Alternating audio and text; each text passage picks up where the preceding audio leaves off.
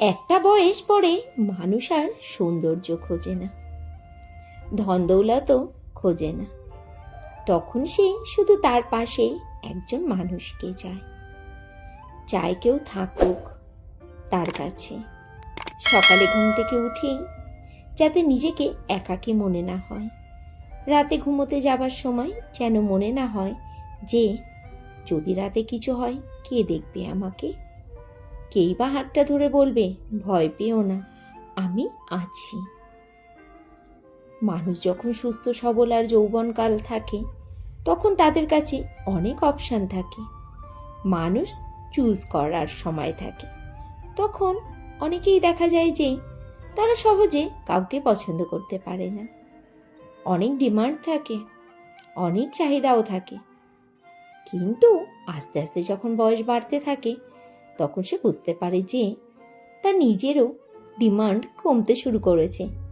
চাইলেই সে আকাশের চাঁদ আর ধরতে পারবে না, চাইলেই সে মনের মতো কাউকে খুঁজে নেবার মতো জেদ ধরে বসে থাকতে পারবে না। তখন সে তাদেরও তার কাছে ভিড়তে দেয়, যাদের হয়তো এক সময় পাত্তাই দিতে চাইতো না।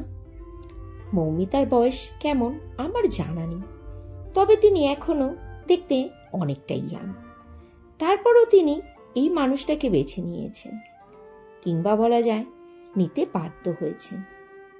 অনেক দিন থেকেই তিনি একা, তাই একাকিত্বের কষ্ট তিনি অনুধাবন করেছেন বেশ ভালোভাবে। হয়তো তিনি বুঝেছেন যে একা থাকার চেয়ে একজন থাকা চাই, যার সাথে সকালে চায়ের কাপে চুমুক দিতে দিতে গল্প করা যাবে, যাকে নিয়ে বিকেলে একটু হাঁটাও যাবে। এই বয়সে এসে এমন সঙ্গ দেবার মতো মানুষের অভাব তো হতেই পারে। মানুষ রোবট নয়। যারা বলে যে একা থাকা অনেক ভালো, তারা হয়তো নিজের অবস্থান অন্যের কাছে প্রকাশ করতে চান না বলেই এমন কথা বলেন।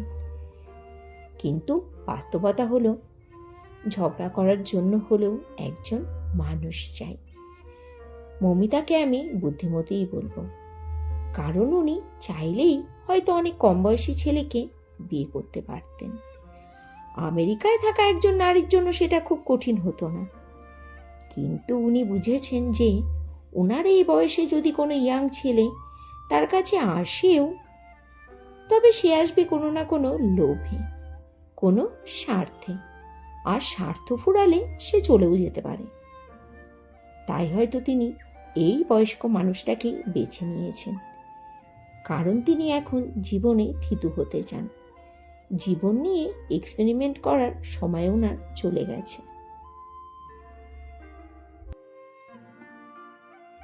আজ হচ্ছে বৃহস্পতিবার, আর ঘড়িতে বাজছে এখন সকাল 8:30। আজকের ব্লগটা এখন শুরু করছি। নতুন একটি ব্লগে আপনাদের সবাইকে জানাই স্বাগতম।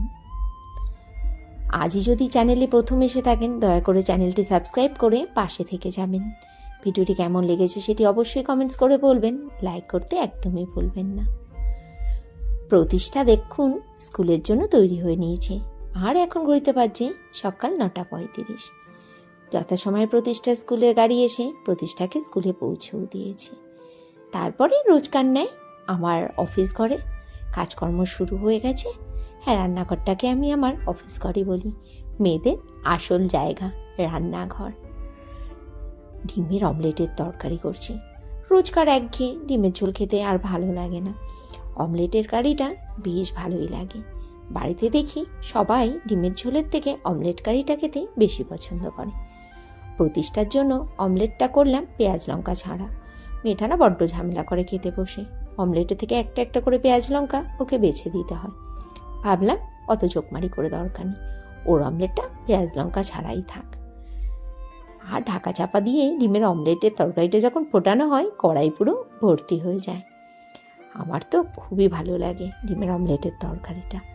এখন বাজে দুপুর 3:25, প্রতিষ্ঠাও চলে এসেছে স্কুল থেকে। আর এখানে আমাদের লাঞ্চটাও রেডি করা রয়েছে, তাড়াতাড়ি করে এখন খেয়ে নিতে হবে। মেয়েটার জন্য প্রতিদিনই ওয়েট করি, আসলে ছোট মানুষ তো একা একা এসে খাবে এটা ভালো লাগে না, হয়তো খাবেই না, বলবে আজ খাবো না। এই জন্য ও আসা অবধি অপেক্ষা করি। এবছরটাই অপেক্ষা করতে পারছি, সামনের বছর থেকে আর অপেক্ষা করা হবে না। কেননা তখন তোর স্কুল থেকে আস্তে আস্তে প্রায় 4:30 পৌনে 5টা বেজে যাবে, সন্ধে হয়ে যাবে। তখন তো উনি আবার ক্লাস 7-এ উঠে যাবে। যাকে, সেদিনের কথা সেদিন দেখা যাবে। এখনও ওনার ক্লাস 7-এ উঠতে অনেক বাকি আছে, পাক্কা 1 বছর। আর আবার ফেরত চলে এসেছি রাত্রিবেলাতে প্রতিদিনের মতো। আজও আমাকে তৈরি করতে হচ্ছে রুটি। যদি কোনোদিন 1-8 মুঠো ভাত থেকে যায় আমি খেয়ে নিই, যদি কোনোদিন ভাত নাও থাকে বা রুটি একটু কম হয়ে যায় 1 মুঠো মুড়ি দিয়ে চালিয়ে দিই। কিন্তু বাচ্চাগুলো তো সে কথা শুনবে না, ওনাদের জন্য আমাকে রুটি তৈরি করতেই হবে। আর কি বলো তো, যেদিন একান্তই রুটি না করতে পারি সেদিনকে গোলা রুটি তৈরি করে দিলেও দিতে হবে। বলে কি না রাত্রিবেলা নাকি ভাত খেলে পেট ভরে না, শুনেছো ওনাদের কথাবার্তা? না, তোমাদের সাথে কথা বলতে বলতে রুটিটাও হয়ে গেল, আর অমলেট কারি রুটি দিয়ে দিলাম আজকে রাতের খাবারটা।